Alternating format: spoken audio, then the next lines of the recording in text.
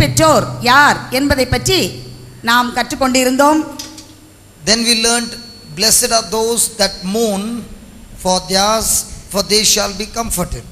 இரண்டு காரியங்களை குறித்து நாம் கற்றுக்கொண்டோம். முதலாவது, ஏழையரின் உள்ளத்தோர் பேறு பெற்றோர், ஏனெனில் விண்ணரசு அவர்களுக்கு உரியது என்றும், துயருறுவோர் பேறு பெற்றோர், ஏனெனில் அவர்கள் ஆறுதல் பெறுவர் என்றும் நாம் கற்றுக்கொண்டோம்.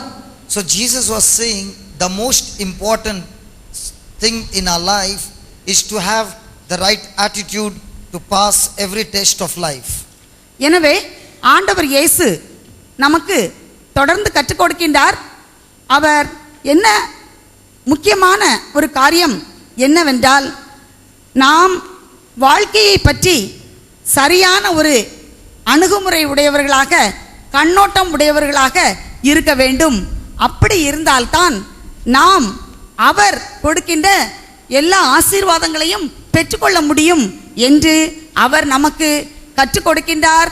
நாம் அத்தகைய அணுகுமுறையை, அத்தகைய கண்ணோட்டத்தை பெற்றிருக்க வேண்டும் என்று விரும்புகின்றார். Shall we begin? ஆரம்பிக்கலாமா? Shall we begin? ஆரம்பிப்போமா? If you look into your life, every trial that comes into your life, every crisis that comes into your life, every trouble, every problem, it is nothing but a test of your attitude. உங்கள் வாழ்க்கையை நீங்கள் சற்று பின்னோக்கி பார்த்தால், உங்கள் வாழ்க்கையில் உங்களுக்கு வருகின்ற எந்த ஒரு சோதனையாக இருந்தாலும், எந்த ஒரு வேதனையாக இருந்தாலும், எந்த ஒரு பிரச்சனையாக இருந்தாலும், அது வாழ்வில் உங்களுக்கு ஆண்டவரால் கொடுக்கப்படுகின்ற ஒரு பரீட்சை, ஒரு தேர்வு ஆகும். அந்த தேர்வில் நீங்கள் வெற்றி பெறுவது வாழ்க்கையை பற்றி நீங்கள் கொண்டிருக்கின்ற கண்ணோட்டத்தை பொறுத்து, அணுகுமுறையை பொறுத்து தீர்மானிக்கப்படுகின்றது. Praise the Lord. Praise the Lord. Hallelujah. Hallelujah. So every test in your life is to pass the test with the right attitude. எனவே ஒவ்வொரு இந்த சோதனைகளும் உங்களை சோதிப்பதற்காக, பரிசோதிப்பதற்காக அனுமதிக்கப்படுகின்ற சூழ்நிலைகளும், நீங்கள் அத்தகைய தேர்வில், சோதனையில் வெற்றி பெற வேண்டும். வெற்றி பெறுவதற்கு வாழ்க்கையை பற்றி சரியான ஒரு கண்ணோட்டம், சரியான ஒரு அணுகுமுறை உங்களுக்கு வேண்டும் என்பதாகும். Praise the Lord. Praise the Lord. So Jesus has taught us two attitudes. First, to be poor in the spirit. Second, to be mourning, not worldly mourning, but godly mourning or godly sorrow. ஆண்டவர் நமக்கு இரண்டு வகையான அணுகுமுறைகளை கற்றுக் கொடுத்திருக்கின்றார். ஒன்றாவது, நாம் ஆவியிலே ஏழ்மை உடையவர்களாக, எளிய மனம் உடையவர்களாக நாம் இருக்க வேண்டும் என்பதாகும். இரண்டாவது, நம்முடைய துயர் எப்படிப்பட்டதாக இருக்க வேண்டும்? அது கடவுளுக்கு உகந்த, கடவுளை சார்ந்த ஒரு துயராக, அவருக்கு ஏற்புடைய ஒரு துயராக இருக்க வேண்டும் என்று இரண்டு அணுகுமுறைகளை நமக்கு கற்றுக் கொடுத்திருக்கின்றார். Praise the Lord. Praise the Lord. The third thing Jesus is teaching us an attitude is, blessed are the meek and humble, for they shall inherit the land. மூன்றாவது ஒரு அணுகுமுறையை ஆண்டவர் இன்று நமக்கு கற்பிக்கின்றார். அது என்னவென்றால், கனிவுடையோர் பேறு பெற்றோர், ஏனெனில் அவர்கள் நாட்டை உரிமை சொத்தாக்கிக் கொள்வர் என்பதாகும். The world will teach you, blessed are the rowdies, for they shall inherit the land. உலகம் நமக்கு கற்றுக் கொடுக்கலாம், இந்த உலகத்திலே தீவிரவாதியாக, ரவுடி, அத்தகைய கொள்கைகள். Tamil rowdy? See how much they are working hard for you.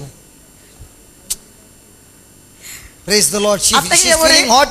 Two men are becoming hot to make her cold. இவர்கள் சூடாக இருக்கின்றார்கள், இரண்டு பேர் குளிராக மாற்றுவதற்காக முயற்சி எடுத்துக் கொண்டிருக்கின்றார்கள். So much of love. Praise the Lord. அவர்களுக்கு அவ்வளவு அன்பு. Hallelujah. Hallelujah. Hallelujah. Hallelujah. எனவே உலகம் எதை கற்றுக் கொடுக்கின்றது? பழிக்கு பழி, தீவிரவாதம், ரவுடியிசம் என்று சொல்லி அதைத்தான் கற்றுக் கொடுக்கின்றது, அதைத்தான் வாழ்க்கை அணுகுமுறையாக தந்திருக்கின்றது. So anybody who wants properties in this life, Jesus is saying you must be humble and you will inherit the land. இந்த உலகத்திலே உங்களுக்கு வளமான வாழ்வு, நிறைய சொத்துக்கள் வேண்டுமா? ஆண்டவர் இயேசு என்ன கற்றுக் கொடுக்கின்றார்? நீங்கள் எப்படி இருக்க வேண்டும்? மிகவும் கனிவுடையவர்களாக நீங்கள் இருக்க வேண்டும் என்று கற்றுக் கொடுக்கின்றார். So good news, anybody who wants property, Jesus is saying just develop the character to be humble, properties will come searching for you. ஆண்டவர் சொல்கின்றார், உங்களுக்கு நிறைய சொத்து வேண்டுமா? பணக்காரராக, உலக பார்வையில் நீங்கள் பணக்காரராக இருக்க வேண்டுமா? நீங்கள் செய்ய வேண்டியதெல்லாம் ஒரே ஒரு காரியம்தான், கனிவுடையவராக நீங்கள் இருங்கள் என்று கூறுகின்றார். Big problem in Tamil Nadu. இது ஒரு பெரிய பிரச்சனை தமிழ்நாட்டில். Because Tamil people are not interested in land. ஏன் Only சொன்னா gold. தமிழ்நாட்டில் உள்ளவங்களுக்கு அப்படி சொத்து இதெல்லாம் ரொம்ப அவங்களுக்கு விருப்பமே கிடையாது. ரொம்ப ஆனா அவங்களுக்கு வந்து கொஞ்சம் நிறைய நகை, only gold. நிறைய தங்க நகை இருக்கிறதுல அவங்களுக்கு ரொம்ப விருப்பம். And that also not real gold, artificial gold. அதுவும் கூட ரொம்ப விலை கூடின உண்மையான தங்கம் கிடையாது. Today you see how many ladies have worn all artificial gold. எல்லாரும் கவரிங் நகை தான் வாங்கிக்குவாங்க. இப்போ இங்க இருக்கிறதுல கூட பாருங்க தங்க நகையே கிடையாது. Praise the Lord. Praise the Lord. But if any Tamilian wants a land, Jesus is giving you the answer, become humble and you shall inherit the land. ஆண்டவர் சொல்கின்றார், இந்த தமிழ்நாட்டில் உள்ளவங்க உங்களுக்கு சொத்து வேணும்னு ஆசை இருக்குதா? கவலையே படாதீங்க, ஒரு மிக எளிதான வழி, கனிவுடையவர்களாக நீங்க மாறிட்டா போதும் என்று சொல்கின்றார். Praise the Lord. Praise the Lord. So how many of you want to inherit the land? எத்தனை பேருக்கு எனக்கு சொத்து வேணும் அப்படி நீங்க நினைக்கிறீங்க? So we'll remove that verse. We will not study that. நம்ம வேணா அதை விட்டுறலாம், கடந்து போயிடலாம். ஏன்னா யாருக்குமே தேவையில்லை. Okay, write down the definition of being humble. இப்போ நீங்க கனிவுடையோர் அப்படிங்கிறதுக்குள்ள இலக்கணத்தை எழுதிக்கங்க. அதுக்குள்ள பொருளை எழுதிக்கங்க உங்க நோட்ல. And you must develop this character, you will surely inherit the land. நீங்க இந்த பண்பை வளர்த்து கொள்ள வேண்டும். அப்படி வளர்த்து கொண்டால் உங்களுக்கு சொத்து உங்களை தேடி வரும். I'll tell you honestly, before you write, let me tell you, in my life I've come across so many people coming and telling me that they want to give their land. நீங்க எழுதுறதுக்கு முன்னால ஒரு காரியத்தை நான் பகிர்ந்து கொள்ள விரும்புகின்றேன். என்னுடைய வாழ்க்கையிலே, as you know, somebody you did not finish. என்னுடைய வாழ்க்கையிலே நான் சந்திக்கின்ற மனிதர்கள் நிலத்தை கொடுப்பதற்கு தயாராக இருக்கின்றார்கள். As you know, somebody gave us a land worth 6 crores or 7 crores in Goa. உங்களுக்கு தெரியும், 6-7 கோடி ரூபாய் மதிப்புள்ள நிலத்தை எங்களுக்கு கோவாவில் கொடுத்திருக்கின்றார்கள். 2 more lands are on the waiting list. We have to go and check it out because we want to start a new ministry for the street children's school. நாங்க இன்னும் ஒரு முக்கியமான ஒரு பணி செய்ய இருக்கின்றோம். அதாவது தெருவிலே சுற்றித் திரிகின்ற பிள்ளைகளுக்காக ஒரு பள்ளி நடத்தலாம் என்று, அதற்காக 2 பேர் நிலத்தை கொடுப்பதற்கு காத்து கொண்டிருக்கின்றார்கள். நாங்கள் சென்று அதை சரிபார்த்து வாங்க வேண்டும். I went to Colombo. It's only now 9 months that I've gone to Colombo. 9 மாதத்திற்கு முன்பாக நான் இலங்கைக்கு சென்றிருந்தேன். A widow has given us a land in Colombo to build a house of God. அங்கு இலங்கையிலே ஒரு பெண் எங்களுக்கு ஒரு நிலத்தை கொடுத்திருக்கின்றார்கள். அங்கு கடவுளுக்காக ஒரு ஆலயம் எழுப்பும்படியாக கொடுத்திருக்கின்றார்கள். We did not go to buy the land. நாங்க எப்பவுமே நிலத்தை வாங்குறதே கிடையாது. This teaching of Jesus is so real. ஆண்டவர் நமக்கு கற்றுக் கொடுக்கின்ற இந்த அணுகுமுறை, இந்த போதனை, அது மிக மிக மிக உண்மையானது. So shall we study this? அதனால் நம்ம படிக்கலாமா? அத Nobody wants the land. Let's keep it. யாருக்குமே நிலம் வேண்டாம். அப்ப இந்த பகுதியை விட்டுறலாம்னு நினைக்கிறேன். Okay, write down what is the definition of the word meek. கனிவுடையோர் என்பதற்கு பொருள் என்ன எழுதிக்கங்க. Meek are those who quietly submit to God. Just write down. Meek are the people who quietly submit to God. கனிவுடையோர் யார் என்றால் அமைதியாக கடவுளிடத்தில் தன்னை அர்ப்பணிப்பவர். அமைதியாக கடவுளிடம் தன்னை அர்ப்பணிப்பவர். They are submitting to His word and to His rod for direction. அவர்கள் அவருடைய வார்த்தைக்கும் Word and rod. The shepherd, the rod Yes. and the staff, no? Yes. So the word and the rod அவர்கள் to follow His directions. அவருடைய வார்த்தைக்கும் அவருடைய வழிகாட்டுதலுக்கும் தன்னை அடிமைப்படுத்துகின்றவர்கள். நாம் திருப்பாடல் 23 வாசிக்கின்றோம், உம்முடைய கோலும் கைத்தடியும் என்று. அத்தகைய ஒரு வழி நடத்துதலுக்கு தன்னை அர்ப்பணிப்பவர்கள். They are always in agreement with God's design and plans. அவர்கள் எப்போதும் ஆண்டவருடைய திட்டத்திற்கும் அந்த திட்டத்தை நிறைவேற்றும் வழிமுறைக்கும் தன்னை ஒப்புக் கொடுப்பவர். ஆண்டவருடைய திட்டத்திற்கும் அதை நிறைவேற்றும் வழிமுறைக்கும் தன்னை ஒப்புக் கொடுப்பவர். And they are gentle to all men. அவர்கள் எல்லா மனிதர்களிடமும் கனி உள்ளவர்கள். Praise the Lord. Praise the Lord. The meek person is able to face trials without getting inflamed or frustrated. அவர்கள் வாழ்க்கையில் வருகின்ற சோதனைகளை, வாழ்க்கையில் சந்திக்கின்ற சோதனைகளை கோபமோ பதட்டமோ இல்லாமல் ஏற்றுக்கொள்கின்றவர்கள். They will show their displeasure by not being indecent. Even if they are not in agreement, they will still show their displeasure of they are not agreeing with this, but with decency. They are never indecent people. Have you ever seen political meetings? Hello? The ministers' meeting, have you seen on TV? What happens? When there is no agreement, they pick up the chairs and they flung the chairs. But a humble person, irrespective of how much he is not in agreement, he will always have a decent attitude. He is never indecent.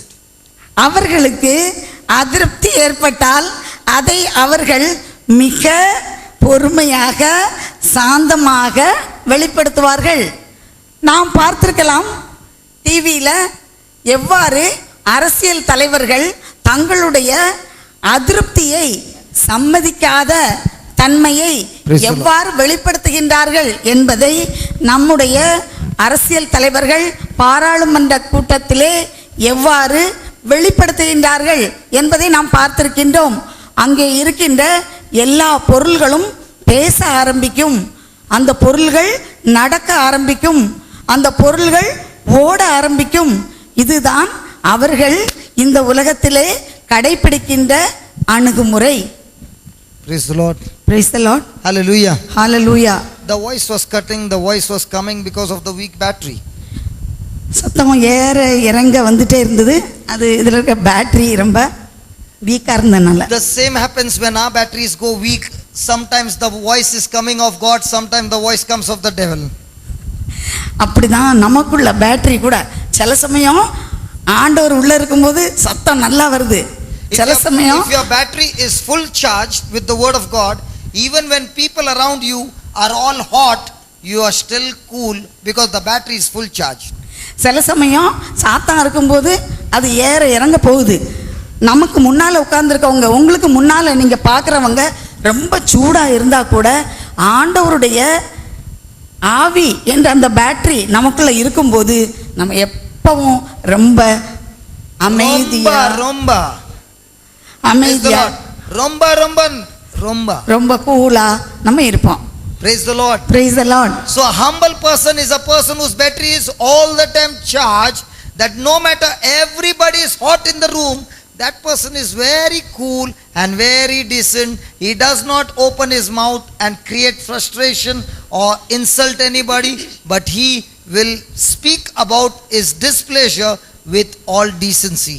எனவே கனிவுடையோர் என்று நாம் சொல்லும்போது அவர்களுடைய battery எப்போவும் ஆண்டவரால் அவருடைய வார்த்தையால் நம்ம எப்படி மொபைலை சார்ஜ் பண்ணுறோமோ அது மாதிரி அது சார்ஜர் போட்டு அந்த இறை வார்த்தையினால் சார்ஜ் பண்ணப்பட்டு நிறைந்திருக்கின்றது. எனவே அவர்கள் முன்னால் இருப்பவர்கள் மிகவும் சூடாக கோபமாக எரிச்சலாக இருந்தாலும் கூட அவர்கள் அமைதியாகவும் நாசூக்காகவும் நாகரிகமாகவும் அவர்கள் வார்த்தையிலும் செய்கையிலும் நடந்து கொள்வார்கள். அவர்கள் அசைக்கப்படுவதில்லை, அமைதியாக இருப்பார்கள். அவர்களுடைய வார்த்தையும் கனிவாக இருக்கும். When there is a family meeting and discussion, குடும்பத்திலே ஏதாவது ஒரு பிரச்சனையை பற்றி ஒரு கலந்துரையாடல் நடக்கும்போது everybody is annoyed and angry. எல்லாருக்கும் கோபம் வருது, சத்தம் போடுறாங்க. What happens to you? உங்களுக்கு என்ன நடக்குது அப்போ? குடும்பத்துல Battery full charge or full weak? உங்க பேட்டரிலாம் நல்லா சார்ஜ் ஆகியிருக்கா அல்லது ரொம்ப பலவீனப்பட்டு போய் இருக்குதா? குடும்பத்துல பிரச்சனை வருது. When the charger is from the devil, the battery is full charge, you open your mouth and that scam. But if the battery is charged from the word of God, the mouth is cold, everything is cool, and you are very, very decent. Such a person is a humble and meek person. அவ்வாறு குடும்பத்தில் ஏதாவது ஒரு கலந்துரையாடல் பிரச்சனைகள் நடக்கின்ற போது நீங்கள் உங்களை இறைவார்த்தை என்ற அந்த சார்ஜர் மூலமாக நிரப்பி இருந்தீர்கள் என்றால் அமைதியாக இருப்பீர்கள். மாறாக சாத்தானிடமிருந்து உங்களுக்கு சார்ஜர் அதனால் நீங்கள் நிரப்பப்பட்டிருந்தால் அங்கு ஒரு பெரிய குழப்பம் ஏற்பட்டிருக்கும். உங்கள் சத்தமும் நீங்கள் பேசுவதும் அவர்களோடு நீங்கள் எரிச்சல் ஊட்டுவதுமாக இருந்திருப்பீர்கள். She was feeling hot. That brother came with a bamboo to turn the fan. இவர்களுக்கு ரொம்ப ஹாட்டாக இருந்தது. அவங்க ஒரு பெரிய கம்பை தூக்கிட்டு வந்து இந்த ஃபேனை சுற்றி விடலான்னு பார்த்தாங்க. Then these brothers went and lifted the stool and put this there. அப்புறம் இந்த சகோதரர்கள் இந்த ஏர் கூலரை கொஞ்சம் இன்னொரு ஸ்டூல் போட்டு வைத்து வச்சாங்க. Look at how humble I was. I gave her the place. அப்போ என்னைய பார்த்தீங்களா, நான் எவ்வளவு கனிவு எனக்கு இருந்தது. சரி அதில் நின்றுட்டு போட்டோன்னு சொல்லி அந்த இடத்த கொடுத்தேன். Everything she got, எல்லாத்தையும் அது வாங்கிட்டாங்க. those two brothers sweated to give her that. அவங்க நல்லா அதை தூக்கி வச்சு அவங்களுக்கு வேத்துச்சு உங்களுக்கு. And now she is saying, I don't want that place. இப்போ இவங்க சொல்றாங்க, நான் எனக்கு ஒன்றும் அது வேண்டான்னு. Now I can tell her, all this you made me do this and now you don't want the place. I'm not giving you the place. நான் சொல்லலாம், பிற வேலையே இல்லை, இவ்வளோ நேரம் எல்லாத்தையும் வர சொல்லிட்டு இங்கே தூக்கி வைக்க சொல்லிட்டு இப்போ இருந்துட்டு வேண்டாமா. And after all this giving, she took my mic as well. இது எல்லாத்தையும் பண்ணிட்டு நல்ல சத்தமா இருந்து என் மைக்கையும் பிடுங்கிட்டாங்க. She wanted my mic. அவங்களுக்கு என் மைக் வேணும். She wanted my place. என்னுடைய இடம் வேணும். She wanted the fan. அந்த ஏசி ஏர் கூலர் வேணும். After giving everything, she has come to the same position. எல்லாம் கொடுத்த பிறகு திருப்பி அவங்க இடத்துல போய் நிற்கிறாங்க. But look at me, how humble. I gave her everything. நான் எப்படி எனக்கு கனிவு இருக்கு பார்த்தீங்களா? தான் கனிவு. சரியா? சரியா? சரியா? But the same thing happens at home. இது வீட்டில் நடந்திருந்தா, when outsiders will come and ask you something, no problem. யாராவது வெளியில இருந்து இப்படி வந்து கேட்டா பரவாயில்ல வச்சுக்கோங்க, நீங்க வச்சுக்கோங்க. But at home something happens. ஆனா வீட்டில் ஏதாவது இப்படி நடக்கட்டும், நீ எப்படி இப்படி நடப்ப?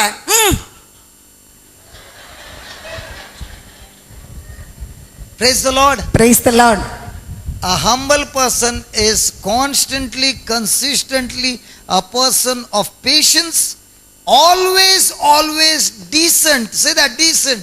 Always decent, and speaks words very softly. And even if he is not in agreement, he will not get up in heated arguments, but keep his cool.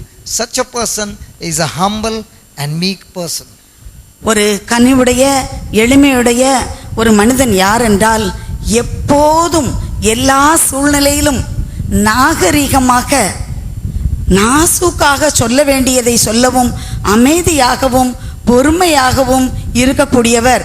ஏதாவது தனக்கு தன்னுடைய கருத்துக்கு ஒத்ததாக இல்லாவிட்டாலும் கூட அவர்கள் அதை வெளிப்படுத்தும் விதம் மிகவும் நாகரிகமானதாக இருக்கும்.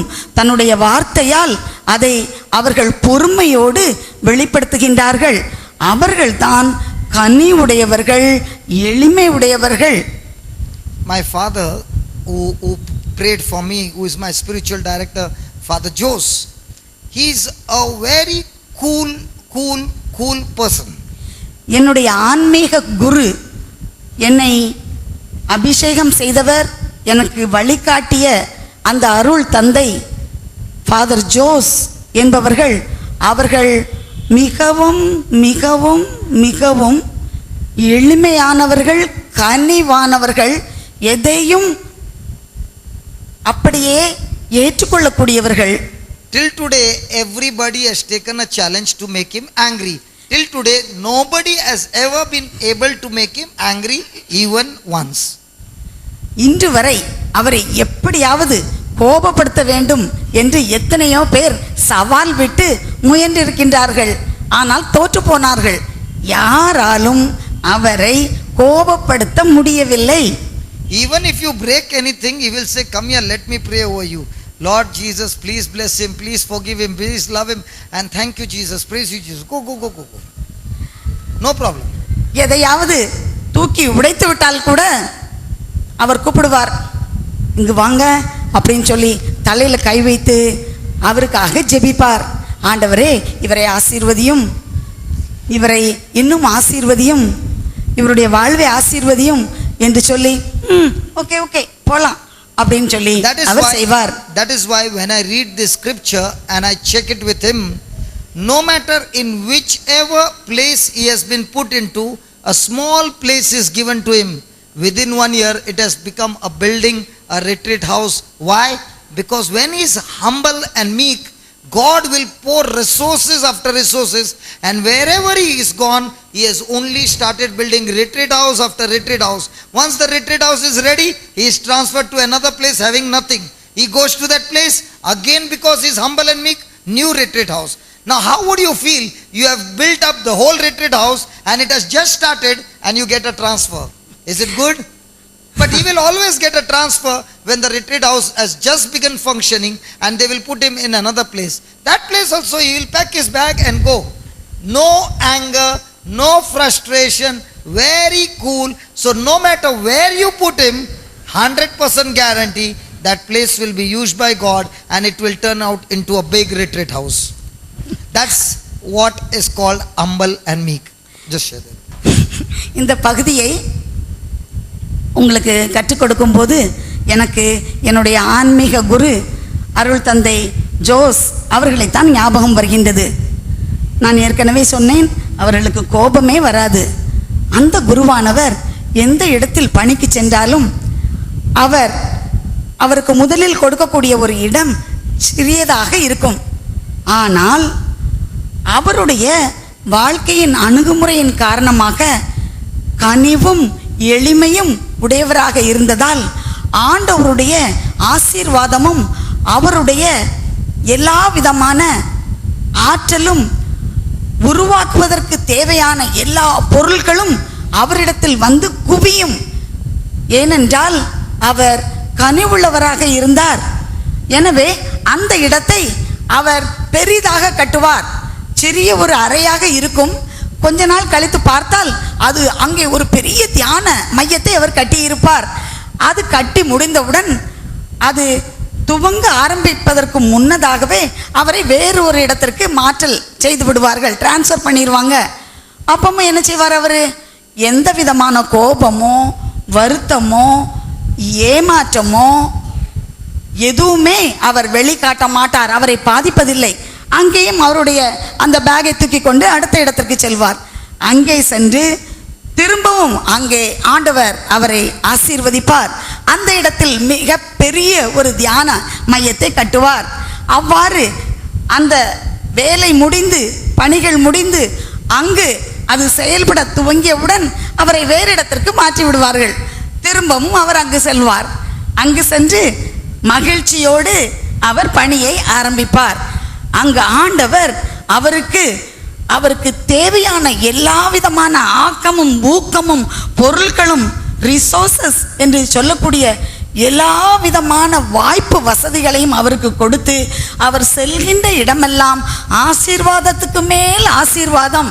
அவர் பெரிய பெரிய கட்டடங்களை தியானத்திற்காகவும் பல வகையான மக்களுக்கு உதவக்கூடிய வகையிலும் கட்டுகின்றார்.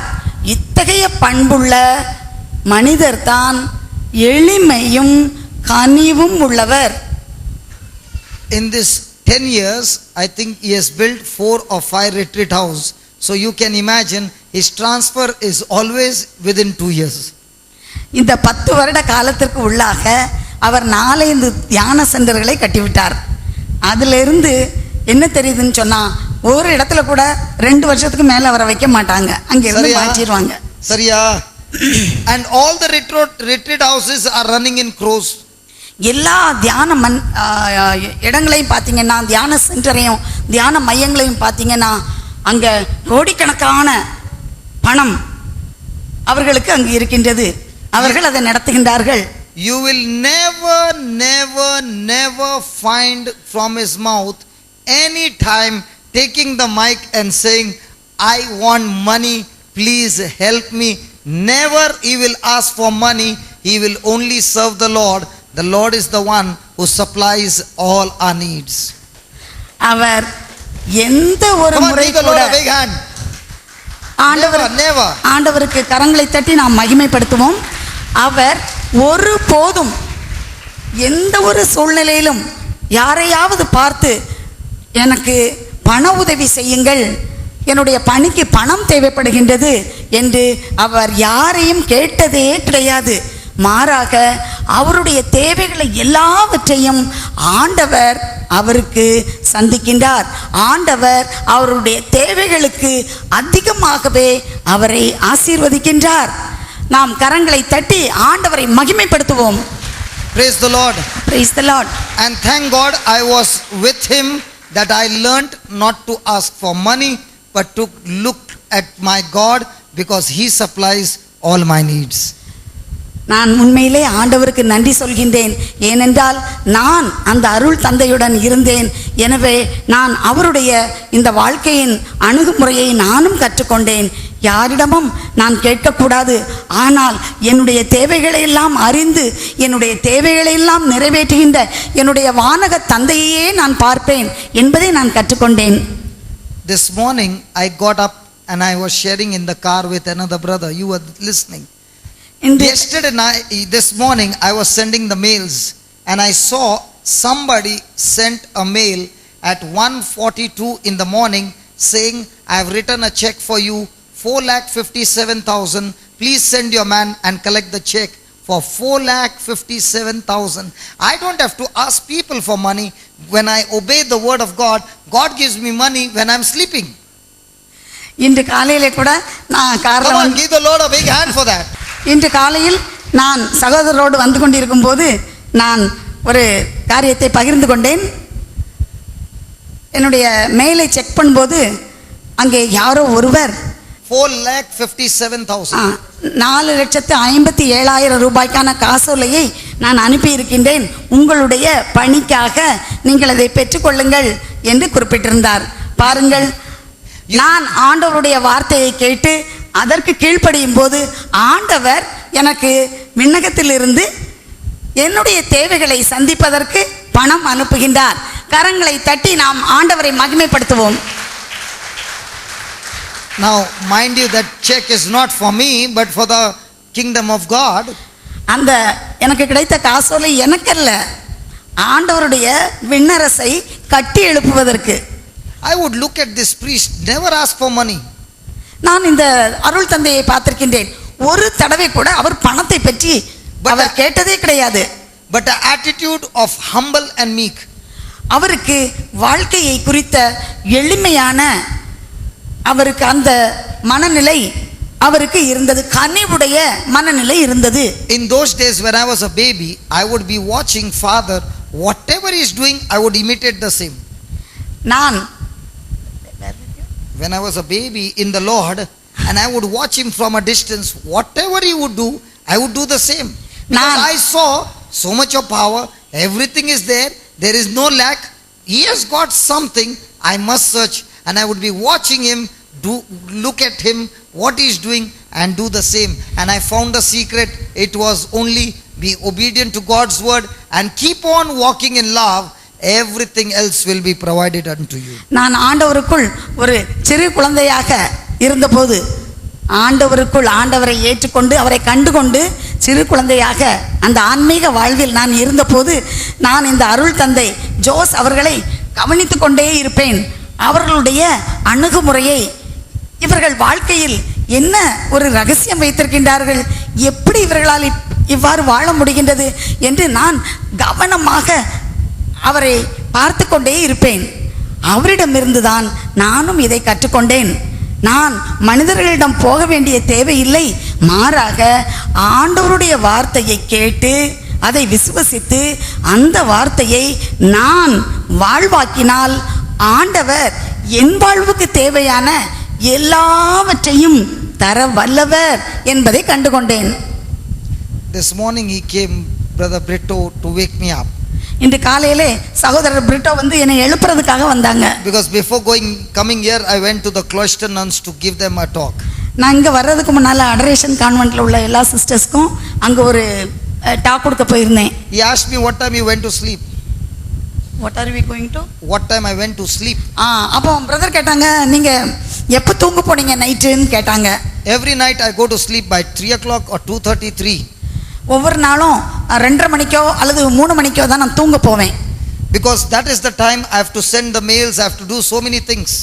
ஏன்னு சொன்னால் அந்த நேரத்தில் தான் எனக்கு நிறைய மெயில் அனுப்ப வேண்டியிருக்கும், வந்த மெயிலுக்கு பதில் அனுப்ப முடியும். And what is my salary? என்னுடைய சம்பளம் எவ்வளவு?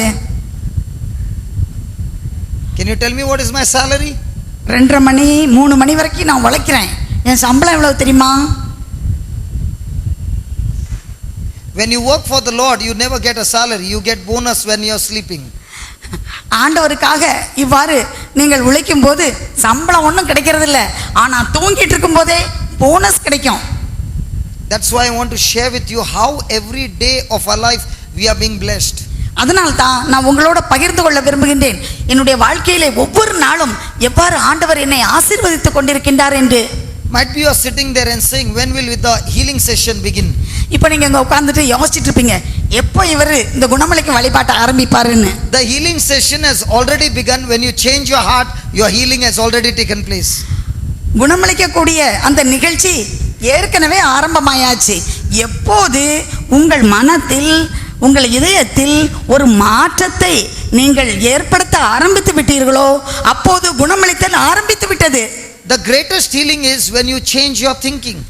ஒரு மிகப்பெரிய ஒரு குணமளித்தல், குணம் பெற்றுக்கொள்வது என்ன என்றால் உங்களுடைய எண்ணத்தில் மாற்றம் ஏற்படுவது. And the best part is the word of God has the power to change your thinking.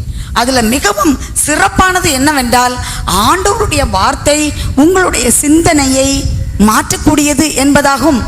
So write down, the person who is humble and meek. எழுதிக்கங்க.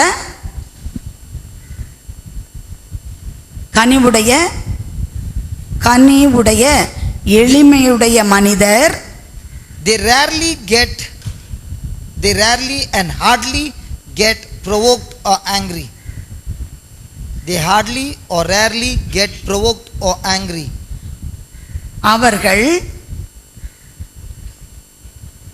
எளிதாகவோ rarely provoked. You are there. அடிக்கடி I keep on irritating you. Suddenly you get into provoke. அவர்கள்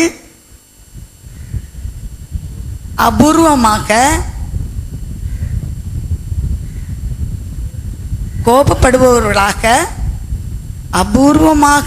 கோபப்படுபவர்களாக காணப்படுவார்கள்.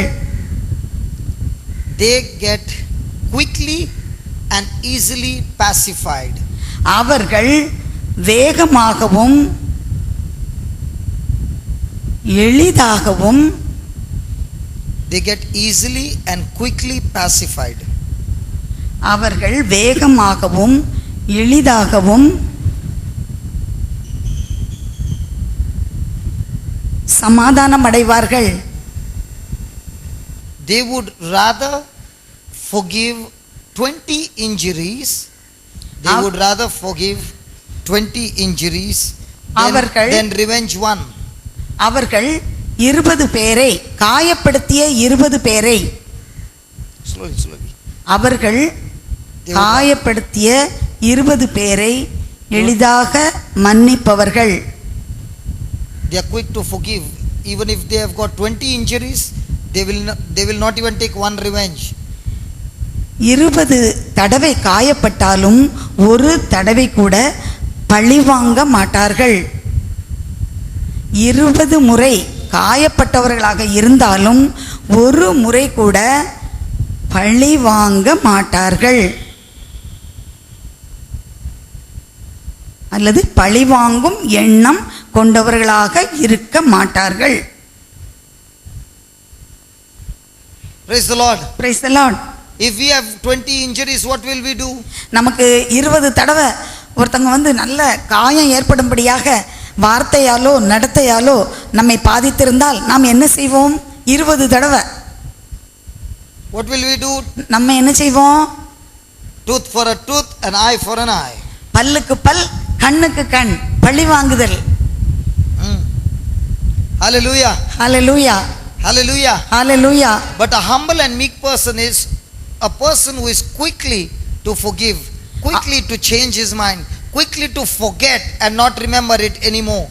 ஆனால் கனிவுடையவர்கள் எளிமையானவர்கள் யார் என்றால் அவர்கள் எளிதாக மன்னிப்பவர்கள், எளிதாக மறப்பவர்கள், எளிதாக மாறுபவர்கள். எனவே கனிவுடையோர் எளிதில் மன்னிக்கக்கூடியவர்கள், மறக்கக்கூடியவர்கள், மனத்தை மாற்றிக்கொள்பவர்கள். அவர்கள்தான் கனிவுடையவர்கள், தாழ்ச்சியுடையவர்கள். Praise the Lord. Praise the Lord. So we learnt that a person who is meek is submissive to God and His word. எனவே கனிவுடையவர்கள் தாழ்ச்சியுடையவர்கள் யார் என்றால் அவர்கள் ஆண்டவருக்கும் ஆண்டவருடைய வார்த்தைக்கும் தன்னை அடிபணிய செய்கின்றவர்கள், கீழ்ப்படிபவர்கள்.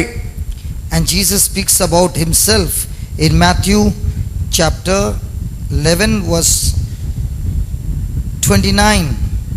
ஆண்டவர் இயேசு மத்தேயு 11வது அதிகாரம் He says, "Take my yoke upon you and learn of me, for I am meek and lowly in heart, and you shall find rest unto your souls."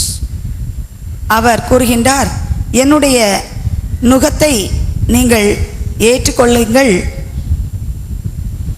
What is the verse? 11, not 10. 11:29. இவ்வாறு ஆண்டவர் சொல்கின்றார், என் நுகத்தை நீங்கள் ஏற்றுக்கொள்ளுங்கள், என் நுகம் அழுத்தாது என்று சொல்கின்றார். நான் கனிவும் மன தாழ்மையும் உடையவன், ஆகவே என் நுகத்தை உங்கள் மேல் ஏற்றுக்கொண்டு என்னிடம் கற்றுக்கொள்ளுங்கள், அப்பொழுது உங்கள் உள்ளத்திற்கு இளைப்பாறுதல் கிடைக்கும் என்று கூறுகின்றார். Praise the Lord. Praise the Lord. மத்தேயு 11வது அதிகாரம் 29வது இறைவசனம். Now, when you read that verse number 29, he says, "Take my yoke upon you." 29வது வசனத்தில் ஆண்டவர் இயேசு இவ்வாறு கூறுகின்றார், நீங்கள் என் நுகத்தை உங்கள் மேல் ஏற்றுக்கொள்ளுங்கள். In Nagarkoil, have you ever seen a bullock cart? நாகர்கோயிலில் நீங்க ஒரு மாட்டு வண்டியை பார்த்திருக்கீங்களா? மாட்டு வண்டி. You have seen that yoke on the bull. அந்த மாட்டுக்கு மேலே வச்சிருக்கக்கூடிய அந்த ஒரு தடி இப்படி வச்சிருப்பாங்கல்ல, நுகத்தடி. Come on, have you seen? அது கழுத்து மேலே வச்சிருப்பாங்க, அதை பார்த்துருக்கீங்களா? Okay. Now Jesus is saying, "Take my yoke." ஆண்டவர் இயேசு சொல்கின்றார், என்னுடைய நுகத்தை நீங்கள் ஏற்றுக்கொள்ளுங்கள் என்று. Let's say you are a farmer. இப்போ நம்ம வந்து நீங்க ஒரு விவசாயின்னு வச்சுக்கலாம். You require 2 bulls to உங்களுக்கு pull the cart. 2 காளை மாடுகள் அந்த வண்டியை இழுப்பதற்கு தேவைப்படுகின்றது. சரியா? 1 bull is very strong. அப்போ நீங்க 2 மாடு தேவைப்படுகிறது. அதுல ஒரு மாடு வந்து நல்ல கொழுத்து பலமா இருக்குது. And he is very trained and very obedient to his master. அந்த மாடை வந்து நல்லா அதுக்கு பழக்கி ட்ரைனிங் கொடுத்து அது அவருடைய அந்த விவசாயி தன்னுடைய தலைவருக்கு நன்றாக கீழ்ப்படுகின்றது. And a new young bull has been brought at home. இன்னொரு புது மாட்டை வாங்கிட்டு வந்திருக்காங்க. Now he is going to be tied, the yoke is going to be tied on him as well. அப்போ இந்த மாட்டையும் அந்த வண்டிக்காக அதுல பூட்ட போறாங்க. Now this young bull who is come new fresh, will he take the yoke? இப்போ புதுசா ஒரு காளை மாடு பிடிச்சிட்டு வந்திருக்காங்க. அதை தூக்கி வச்சதும் அந்த மாடு சரின்னு அதை ஏத்துக்குமா? He want to run here and there. அப்ப அது என்ன செய்யும்? குதிக்கும். இந்த பக்கம் குதிக்குதும், இந்த பக்கம் குதிச்சுட்டு அதுல சரியா அதுல நிக்காது. சரியா? சரியா? சரியா? So what is the strong bull going to do? அப்ப இந்த நல்ல பலமா இருக்கக்கூடிய இந்த மாடு என்ன பண்ணும்? If the young bull wants to go here and there, the strong bull will keep his pace. The young bull will not be able to run away. அப்போ இந்த நல்ல பலசாலியா இருக்கக்கூடிய இந்த காளை மாடு என்ன பண்ணும்னு சொன்னா அது நல்ல இடத்தை அடைச்சிட்டு நிற்கும். அப்பதான் அந்த குதிச்சிட்டு இருக்கக்கூடிய புது மாடு போக முடியாதுன்னு சொல்லி. So the farmer is sitting on the cart. அப்போ அந்த விவசாயி அந்த வண்டியில ஏறி உட்காந்துக்கிறாரு. And do you know, with the rope they can talk to the bull. அவங்க வந்து இப்படி கயிறு 2 மாட்டையும் கெட்டி ஒரு கயிறை கையில் வச்சுக்குவாங்க. இந்த கயிறை அவங்க எப்படி பயன்படுத்துகிறாங்களோ அது மூலமாக அவங்க மாட்டுகிட்டே பேச முடியும். So with the sound and with the rope and with the pull, he can take the bull in a direction he wants. அப்போ அவங்க வாயை வச்சுட்டு ஒரு சவுண்ட் போடுவாங்க, கையில் ஒரு கம்பு வச்சுருப்பாங்க, இந்த கயிறு வச்சுருப்பாங்க. இதை எல்லாத்தையும் வச்சுட்டு அவங்க அந்த மாட்டை அவங்க எந்த திசைக்கு போகணுமோ அங்கே வந்து அதை கொண்டுட்டு போவாங்க. சரியா? சரியா? So the bull who is strong and obedient will obey the master. நல்ல பலமா The farmer. நல்ல பலமா நல்ல ட்ரைனிங் கொடுத்து பழக்கப்படுத்தப்பட்ட அந்த மாடு அந்த அவருடைய அந்த மாட்டுடைய தலைவருக்கு கீழ்ப்படியும். சரியா? But the new bull doesn't want to obey. ஆனா புதுசா வந்த அந்த மாடு என்ன செய்யாது? தலைவருக்கு கீழ்ப்படியாது. அது அங்கேயும் இங்கேயும் ஆட்டும். So what has the farmer done? இந்த விவசாயி என்ன செஞ்சாரு? He has tied the yoke on the young bull along with the strong bull. அவர் என்ன செய்தாரு? அந்த வண்டிக்கு உள்ள அந்த நுகத்தை எடுத்து இந்த புதுசா வாங்கின இந்த மாட்டிலையும் நல்லா பழக்கப்படுத்தி அதுல ரொம்ப நாள் இருந்த அந்த பலமா இருக்கக்கூடிய அந்த மாட்டையும் சேர்த்து கட்டினாரு. சரியா? So the farmer wants the bull to go in this direction. அப்போ அந்த விவசாயிக்கு அந்த வண்டி இடது பக்கமா போகணும். So the obedient bull is ready to move. அப்போ இந்த பழக்கப்படுத்தப்பட்ட இந்த பெரிய மாடு அது போறதுக்கு ரெடியா திரும்பி நிக்குது. But the new bull which is young doesn't want to go. அந்த புதுசா வாங்க அதுல மாட்டி வச்சிருக்கிற அந்த மாட்டுக்கு போக இஷ்டம் இல்ல. He doesn't even want to move. அது அசையவே செய்யாது. So what will he get from the farmer? அப்போ அந்த விவசாயிட்ட இருந்து அதுக்கு என்ன கிடைக்கும்? So what will the strong bull do? அந்த புது மாட்டுக்கு அடி கிடைக்கும். அப்ப அந்த பழைய மாடு என்ன பண்ணும்? Because he is strong, he will pull the young bull. The young bull, no matter how much he wants to run on the other side, cannot run. The yoke is tied on him. He will move with the strong bull. அப்போ இந்த பலமா இருக்கக்கூடிய பழக்கப்படுத்தப்பட்ட அந்த மாடு என்ன பண்ணும்? அந்த தலைவர் எங்க போகணும்னு விரும்புறாரோ அங்க திரும்பிட்டு வண்டியை இழுத்துட்டு இப்படி போகும். இந்த புது மாடு அப்படி இஷ்டம் இல்லைன்னா கூட இதோட பலத்தில் அங்க இழுத்துட்டு போறதுனால அது பின்னால இஷ்டம் இல்லாம போகும். சரியா? Now as it happens every day, தினமும் இப்படி இந்த புது மாட்டுக்கு ஒரே எரிச்சல். ஆனாலும் தினம் அந்த பழைய மாடு இழுத்து கொண்டு போகுது. what will happen to the stubbornness of the young bull? அந்த பிடிவாதமா இருக்கக்கூடிய அந்த புதுசா வாங்கின மாட்டு அதனுடைய தன்மை கொஞ்ச நாள் இப்படி இதுதான் தொழில்னு தெரிஞ்ச பிறகு என்ன ஆகும்? The young bull who was complaining, grumbling, screaming, crying, all that, now what will happen? He has no choice but to go with the strong bull. முதல்ல அது துள்ளி பார்த்தது, முணங்கி பார்த்தது, அந்த பக்கம் போயிடலாமா இந்த பக்கம் போயிடலாமான்னு இழுத்து பார்த்தது, ஒன்றும் நடக்கல காரியம். அப்புறம் பார்த்தது வேற வழியே இல்லை. சரி இப்படியே போவோம் அப்படின்னு அடங்கி போக ஆரம்பிச்சிட்டு. சரியா? So after 1 month, what will happen to the young bull? ஒரு மாசத்துக்கு பிறகு புதுசா வாங்கின அந்த இளங்காளைக்கு என்ன ஆகும்? He also will be obedient.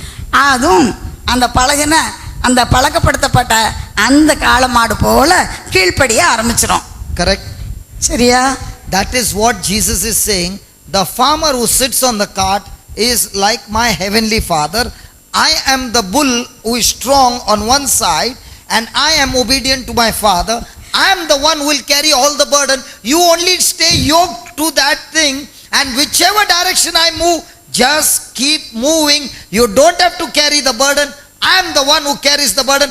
I only want you to walk with me, and when you walk with me, you will reach your destination. That's why he is saying, take my yoke. Don't run away from my yoke. ஆண்டவர் இயேசு என்ன சொல்கின்றார் என்றால், இந்த வண்டியிலே ஏறி உட்கார்ந்திருக்கக்கூடிய அந்த விவசாயி யார் என்றால் என்னுடைய வானக தந்தை. அந்த வண்டியில் போட்டிருக்கிற பழக்கப்படுத்தப்பட்ட கீழ்ப்படுதல் உள்ள விசுவாசம் உள்ள காளை யாருன்னு சொன்னா நான் தான். இயேசு சொல்றாரு, அந்த காளை நான் தான். அதனால அந்த புதுசாக வாங்கின மாடு போல நீங்க அந்த நுகத்தை உங்க கழுத்துல என்னை கட்டியிருக்கிற அதே அந்த நுகத்தை உங்க கழுத்துல நீங்க வச்சுக்கோங்க. அப்போ உங்களுக்கு ஒரு கஷ்டமும் இல்லை. ஏன்னு சொன்னா இந்த பாரத்தை பத்தி நீங்க கவலையே படாதீங்க, அதை நான் சுமந்துக்குவேன். ஏன்னு சொன்னா எனக்கு சுமந்து ரொம்ப பழக்கம். அப்போ எனக்கு போகக்கூடிய வழி தெரியும். ஏன்னு சொன்னா நான் பழக்கப்படுத்தப்பட்டவன். அதனால நான் அதை இழுத்துக்கிட்டு நான் போவேன். நீங்க ஒண்ணுமே பண்ண வேண்டாம், என் பின்னால நீங்க வந்தா போதும். நீங்க எங்க போய் சேரணுமோ அங்க நான் உங்களை கூட்டிட்டு போவேன் அப்படின்னு சொல்லி என்னுடைய நுகத்தை நீங்கள் ஏற்றுக்கொள்ளுங்கள் என்று சொல்கின்றார். புரிஞ்சுதா? Sariya? So all young bulls who are not united with Christ will run where? In different direction. Will they reach their destination? Always on the opposite side. When you are on the opposite side, brother, when is the healing service going to begin? Healing service will begin the moment you are yoked with Jesus. இப்போது இந்த புதிய காளை மாடு போல் இருக்கின்றவர்கள் இயேசு சொல்கின்ற அந்த நுகத்தை ஏற்றுக்கொள்ளாமல் இருந்தால் போக வேண்டிய இடத்திற்கு போய் சேர முடியாது. இருந்து ஒரு